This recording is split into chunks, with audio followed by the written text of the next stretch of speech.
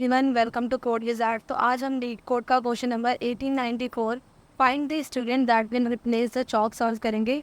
Medium level का question है, एक बार समझ आ जाए तो बहुत इजी है। बहुत बहुत ज़्यादा कुछ नहीं करना है इसमें। बेसिक सी मैथ्स की हेल्प लेनी है, बेसिक सी मैथ्स की ज़रूरत है इसमें, और प्रॉब्लम ये बहुत ईजीली सॉल्व हो जाएगा। मुझे तो ईजी लगा वैसे, बट एक बार क्वेश्चन को बिना टाइम वेस्ट हुए क्वेश्चन को पढ़ते हैं, समझते हैं, देन उसके बाद से देखेंगे कि हम इसे कैसे सॉल्व कर पाएंगे। ठीक है। So there are n students in a class numbered from 0 to n-1। कुछ n नंबर ऑफ स्टूडेंट्स है क्लास में और इंडेक्सिंग है 0 to n-1 तक। The teacher will give each student a problem starting with the student number 0, then student number 1, and so on until the teacher reaches the student number n-1। एक teacher है, क्या करता है कि students को problems देता है। जब तक वो क्या होता है, जब तक वो लास्ट तक पहुंच नहीं जाता, जीरो इंडेक्सिंग से स्टार्ट करता है, देन अगेन 1 वाले को देता है, फिर 2 वाले को देता है। जब तक वो n-1 तक नहीं चला जाता तब तक वो क्या करता है, प्रॉब्लम्स देता रहता है। ठीक है। After that the teacher reaches the start restart the process. देखो क्या हो रहा है कि जब टीचर क्या हो जाता है कि लास्ट इंडेक्स तक पहुंच जाता है, लाइक यहाँ पे लास्ट इंडेक्स पे पहुंच गया, तो क्या करता है, उस प्रोसेस को अगेन स्टार्ट कर देता है।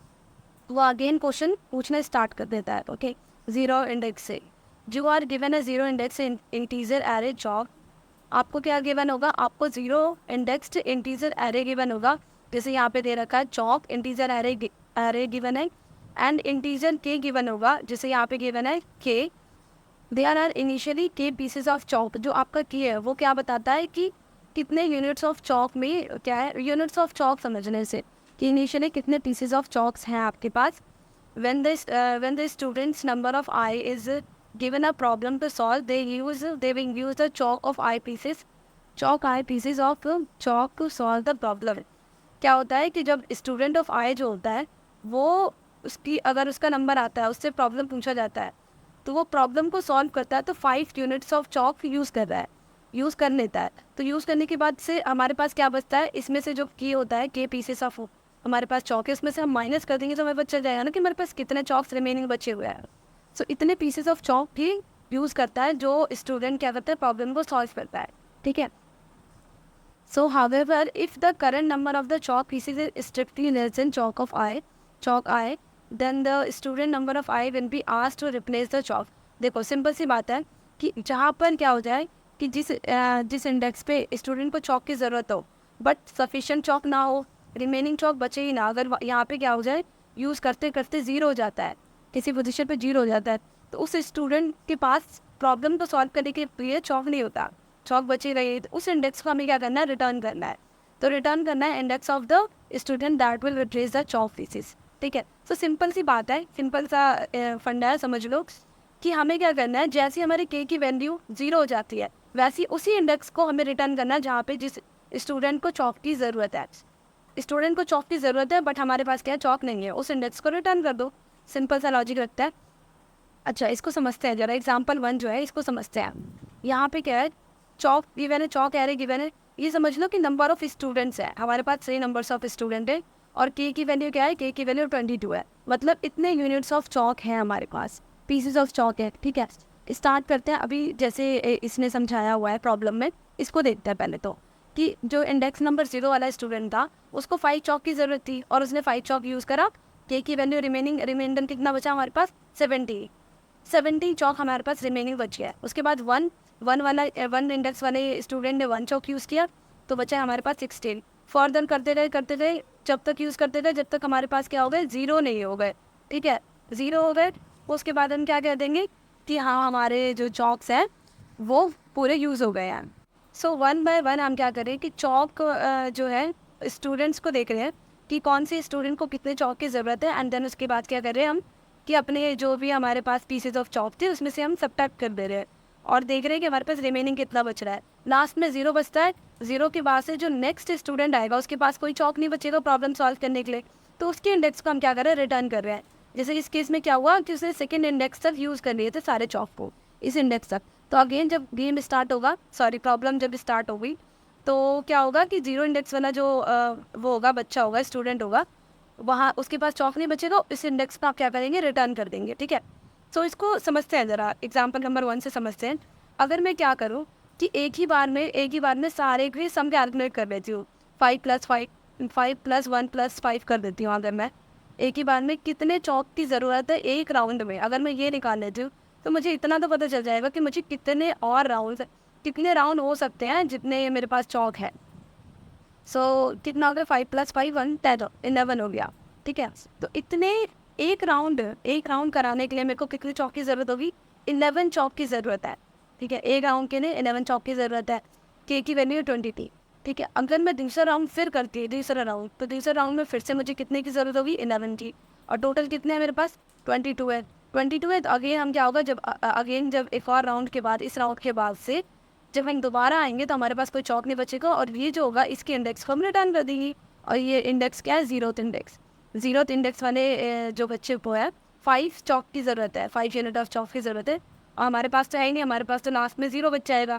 तो ज़ीरो क्या करेंगे, हम ज़ीरो इंडेक्स वाले बच्चे का जो इंडेक्स होगा उसको रिटर्न कर देंगे। ठीक है, सिंपल सी बात है। अगर हम क्या करें 1 बाय 1 करके राउंड निकालने के लिए क्या करें, अगर हम रिमाइंडर ही निकाल लें, अगर हम के को क्या करें, तो जो हमारे के की वैल्यू है, के को हम क्या करें, के का रिमाइंडर निकाल लें सम के साथ, तो हमें इतना तो पता चल जाएगा कि n नंबर्स ऑफ हमारे राउंड्स होंगे, और उस राउंड के बाद हमारे पास कितना रिमेनिंग बच जाएगा, कितने रिमेनिंग यूनिट ऑफ चॉक बच जाएंगे। ठीक है, लाइक अभी के की वैल्यू क्या है, अभी के की वैल्यू है 22, और 22 को हम क्या करेंगे 11 से जैसे ही क्या करते हैं, 11 से इस 11 के साथ इसका हम क्या करते हैं, डिवाइड करके मॉड्यूल निकालते हैं।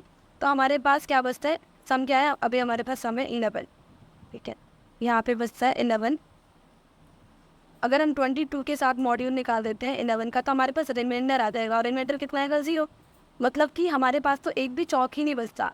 चौक नहीं बचता मतलब कितने, कुछ राउंड्स हुए, और राउंड्स के बाद से जो अब हमारा ज़ीरो इंडेक्स है, ये वाला इंडेक्स यहाँ से दोबारा स्टार्ट होगा, हमारे पास चौक नहीं बचेगा, इसको हम क्या करेंगे, रिटर्न कर देंगे। तो सिंपल सी बात है, इसको अगर समझे तो क्या है कि जो ये ज़ीरो आ रहा है, ये ज़ीरो हमारा इंडेक्स नहीं हो गया, ये ज़ीरो हमारा इंडेक्स नहीं हो गया, हमने क्या किया, ज़ीरो को ही रिटर्न कर दिया। ठीक है, बट एक और प्रॉब्लम समझते हैं, क्या पता हमने जो ये लॉजिक लगाया वो सही ना हो। ठीक है, तो एक और प्रॉब्लम को समझते हैं। जैसे मैंने यहाँ पे क्या किया, सेकेंड एग्जाम्पल में के की वैल्यू है 25। ठीक है, मैंने इसका सम कैलकुलेट किया, सम कैलकुलेट करेंगे तो सम की वैल्यू आएगी, मेरी सम की वैल्यू वो आ जाएगी 10, सम की वैल्यू 10 आ जाएगी। अब मैं क्या करती हूँ कि के के साथ मॉड्यूलो निकालती हूँ, के मॉड्यूलो करती हूँ सम को। ठीक है, इससे मेरा क्या आ जाएगा, रिमाइंडर आ जाएगा कि मेरे पास और कितने रिमेनिंग चौक बच जाएंगे एन नंबर ऑफ राउंड के बाद से। ठीक है, तो रिमाइंडर जब निकालती हूँ तो क्या आएगा 25 मॉड्यूलो, अगर मैं 10 करती हूँ तो क्या आएगा, रिमाइंडर मेरे पास आएगा 5, है ना। 25 मॉड्यूलो 10 करती हूँ तो रिमाइंडर आता है मेरे पास 5। मतलब कि 5 चौक मेरे पास रिमेनिंग बच जाएंगे एन राउंड के बाद से। कुछ एन राउंड्स हुए होंगे 1 2 3 ऐसे करके, और हमारे पास क्या बच जाएगा, 5 चौक अभी रिमेनिंग बचेंगे। ठीक है, तो क्या मैं 5 इंडेक्स को ही रिटर्न कर दूँ, बट 5 इंडेक्स तो एग्जिस्ट भी नहीं करता, उसको मैं रिटर्न नहीं कर सकती, क्योंकि जो ith इंडेक्स वाला स्टूडेंट है उसको तो सिर्फ 3 की ज़रूरत है, 3 यूनिट ऑफ चौक की ज़रूरत है, मेरे पास तो 5 है। तो मैं क्या करूँगी कि मैं चेक करूँगी कि जो मेरा रिमाइंडर आया है ना, जो मेरा रिमाइंडर आया है वो, अगर उस रिमाइंडर की वैल्यू क्या हो जाए, बड़ी हो जाती है, अगर नहीं, उस रिमाइंडर से हमारे चौक एट द पोजिशन ऑफ आई, जो चौक आई है, किसी कोई स्टूडेंट है जिसको क्या है, कोई स्टूडेंट है जिसको चौक की ज़्यादा ज़रूरत है, रिमाइंडर से क्या है, चौक रिमाइंडर से ज़्यादा ज़रूरत है उसको। ठीक है, मान लो कि उसको 6 ज़रूरत है, उसको कितने चाहिए, 6 की ज़रूरत है, और हमारे पास 5 है। तो उस टाइम पे क्या कर दो, उस टाइम पे हमें सिंपली रिटर्न कर देना है, वहाँ से रिटर्न करना है अपने ith इंडेक्स को। ठीक है, क्योंकि हमारे पास तो सफिशेंट रिमाइंडर, मतलब सफिशेंट हमारे पास रिमेनिंग चौक तो बच्चे ही नहीं है, तो हम क्या करेंगे, रिटर्न कर देंगे सिंपली आई को, ith इंडेक्स को। ठीक है, बट इस केस में क्या हो रहा है कि चौक आई जो है, चौक एट द पोजीशन ऑफ आई वाले स्टूडेंट को 3 की ज़रूरत है, हमारे पास तो 5 है। तो उस टाइम में क्या करेंगे हम कि रिमाइंडर जो होगा, अपना रिमाइंडर होगा, उस रिमाइंडर में से हम क्या करेंगे, माइनस कर देंगे किसको, अपने वैल्यू को, जो भी हमारे चौक eight the position of I वाली वैल्यू है उसको माइनस कर देंगे। तो जैसे इस केस में माइनस करते हैं तो हमारे पास क्या बचता है, हमारे पास 5 माइनस 3 बचता है, 5 माइनस 3 वो बचता है हमारे पास 2, 5 माइनस 3 बचता है हमारे पास 2, ठीक है। फिर हम क्या करते हैं, अपने आगे और स्टूडेंट को देखते हैं। ये वाले स्टूडेंट का तो सफिशिएंट हो गया चौक, आगे चलते हैं। आगे जब देखेंगे तो इसको 4 की नीड है और हमारे पास क्या है, रिमेनिंग 2 है। तो जो हमारा रिमाइंडर है इस पे, जो ये वाला एक कंडीशन था इस पे नहीं कर गया कि चौक eight the position of I की वैल्यू जो है वो ग्रेटर देन रिमाइंडर हो गई, तो रिटर्न कर दो आई इंडेक्स को। तो ये इंडेक्स कौन सा है, ये इंडेक्स है हमारा सेकेंड इंडेक्स, नहीं 0 1, ये फर्स्ट इंडेक्स है।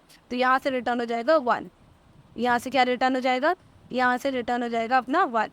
तो सिंपल सा कोड रहने वाला है, बहुत ही सिंपल सा मैथ में बेसिक सी मैथ्स यूज़ होगी इसमें, और ज़्यादा कुछ ज़रूरत है नहीं। रिटर्न हो जाएगा यहाँ से ith इंडेक्स 1, यहाँ से 1 रिटर्न हो गई, ये 1 हमारा क्या हो जाएगा, आउटपुट हो जाएगा, ठीक है। तो क्या करते हैं, कोड को देखते हैं, बहुत कोड सिंपल सा रहने वाला है, और कोड को देखेंगे एक ही बारी में समझ में आ जाएगा।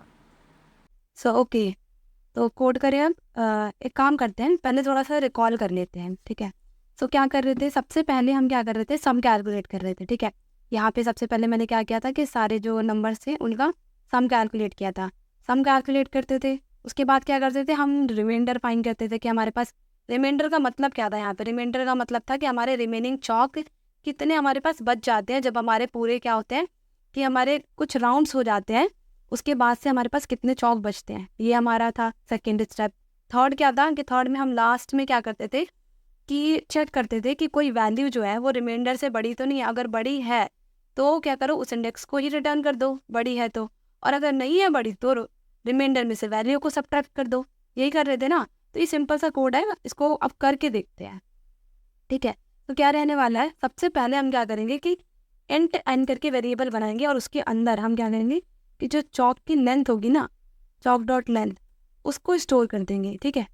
पहले हमने सबसे पहले तो ये करा कि वेरिएबल में क्या किया, चौक की लेंथ को स्टोर कर दिया। देन फर्स्ट स्टेप क्या था, फर्स्ट हमारा था कि फर्स्ट हम कैलकुलेट कर रहे थे, क्या कैलकुलेट कर रहे थे हम, कैलकुलेट कर रहे थे, calculate the total sum of array, ठीक है, सम ऑफ एरे। तो सबसे पहले हम सम कैलकुलेट कर रहे थे। सम के लिए क्या करना पड़ेगा, पहले लॉन्ग टाइप का सम वेरिएबल बनाना पड़ेगा, जहाँ पे हम क्या करेंगे, सम की वैल्यू को स्टोर करेंगे। उसके बाद अब क्या करते हैं, फॉर लूप रन करते हैं, एंड आई इक्वल्स टू 0 से लेके आई की वैल्यू लेस देन होगी n, एंड आई को प्लस प्लस करते जाएंगे, ठीक है, आई को प्लस प्लस करते जाएंगे। क्या कर रहे हैं अब हम, सम में प्लस इक्वल्स टू क्या कर रहे हैं, चौक आई को हम ऐड करते जाएंगे, चौक eight the position of I वाली वैल्यू को ऐड करेंगे, ठीक है। इससे क्या हो जाएगा, हमारा सम कैलकुलेट हो जाएगा। सम के बाद सेकेंड स्टेप क्या था कि हम क्या कर रहे थे, फाइंड कर रहे थे रिमेनिंग चौक को। तो how find the remaining chalk, how you can find the remaining chalk. उसके पहले हम एक नोट डालते हैं कि हाउ नहीं, find the remaining chalk, find the remaining chalk कब, dividing by remaining chalk, dividing by K, by क्या कर रहे थे हम, सम, एंड क्या करेंगे, एंड टेक रिमाइंडर क्या होगा, यही हमारा रिमेनिंग चौक होगा। कैसे कर रहे थे, पहले लॉन्ग नाम का क्या करते हैं, रिमाइंडर बना लेते हैं वेरिएबल, उसी में हम क्या करेंगे, कैलकुलेट करके रख लेंगे। तो के मॉड्यूल हम क्या कर देंगे, सम कर देंगे, सम करेंगे तो क्या निकल जाएगा हमारा, रिमाइंडर। देन लास्ट स्टेप क्या था हमारा, लास्ट स्टेप क्या था कि हम इटरेशन से क्या करेंगे, अब चेक करने वाले हैं कि वैल्यू जो है रिमाइंडर से बड़ी है तो ith इंडेक्स को रिटर्न कर दो, अदरवाइज क्या करो, माइनस कर दो, सब्ट्रैक्ट कर दो। तो now for the last index, last iteration check करेंगे हम, check if any value is greater than remaining chalk और नॉट, ये चेक कर रहे थे, ठीक है। इफ यस क्या कर दो, इफ यस तो रिटर्न कर दो दैट इंडेक्स, ठीक है, उस इंडेक्स को रिटर्न कर दो। ओके, सो क्या करेंगे अब हम, फॉर लूप रन करते हैं, फॉर लूप रन करेंगे, एंड आई इक्वल्स टू 0 से कहाँ तक जाएगी, आई की वैल्यू लेस देन होगी हमारे n से, एंड आई की वैल्यू को ग्रेटर करेंगे। ओके, इफ अब एक कंडीशन है हमारी क्या, if chalk at the position of I की value, if chalk at the position of I की वैल्यू ग्रेटर हो जाती है हमारे रिमाइंडर से ग्रेटर हो जाती है, सॉरी हाँ, रिमाइंडर से ग्रेटर हो जाती है, तो हमें क्या करना है, उसी इंडेक्स को रिटर्न कर देना है, आई वाली इंडेक्स को, ठीक है। एल्स क्या करना होगा कि रिमाइंडर में से हमें माइनस कर देना है, किसको, माइनस इक्वल टू क्या करेंगे, chalk at the position of I वाली वैल्यू को, ठीक है, उसको। अदरवाइज ऐसा कुछ भी होता है तो लास्ट में हम क्या करेंगे, लास्ट में हम रिटर्न कर देंगे 0 को, ठीक है। एक बार रन करके देखते हैं कोड को, ठीक है, एक्सेप्टेड। एक बार सबमिट भी करके देख लेते हैं, सबमिट करते हैं, हाँ सबमिट सक्सेसफुली। तो इसका टाइम कॉम्प्लेक्सिटी क्या रहने वाला है, टाइम कॉम्प्लेक्सिटी हम क्या करेंगे, सारे जो हमारा एरे था, एरे में जितने भी एलिमेंट्स थे उनको क्या कर रहे थे, ट्रेवर्स कर रहे थे, ये जो एलिमेंट्स हैं इनको हम ट्रेवर्स कर रहे हैं, तो क्या होगा, बिग ऑफ एन इसकी टाइम कॉम्प्लेक्सिटी होगी, ठीक है। और स्पेस कॉम्प्लेक्सिटी हमने कोई भी स्पेस यूज़ ही नहीं किया किसी मतलब लाइक एरे या फिर कुछ भी यूज़ नहीं किया, तो इसीलिए क्या होगा, स्पेस कॉम्प्लेक्सिटी बिग ऑफ 1 होगा, ठीक है। So thank you so much last तक वीडियो देखने के लिए। अगर वीडियो अच्छी लगी हो तो प्लीज़ लाइक एंड सब्सक्राइब।